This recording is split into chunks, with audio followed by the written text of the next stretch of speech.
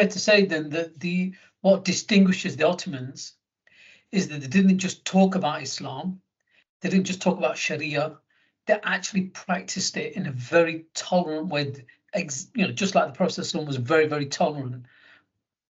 Yes, indeed, they practiced it. And of course, Islam in the end is your own personal communication and relationship with your Lord, isn't it? So you can't force another person, whether Muslim or Turkish or Pakistani. You can't. So each man on his own, but they gave everyone a chance, yes, and they were very conscientious of their acts, yes. And don't forget, by that time it was 1300, 1500. So society was not like the barbarian times of 700, even before the prophets, before our prophet's time.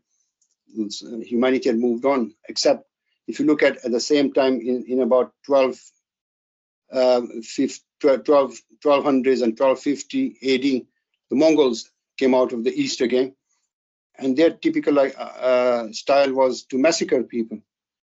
They would massacre people when they. This is Genghis Khan.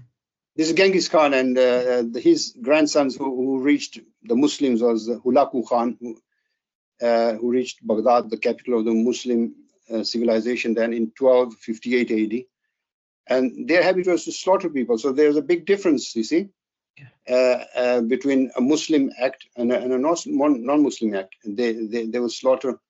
They were willing to slaughter just for the hell of it. And and because they did not understand books, for example, the Mongols. And when they saw books, they said, "What is this? What's nonsense?" They would burn them or throw them into the river. So what's this? And they destroyed the big libraries of Baghdad.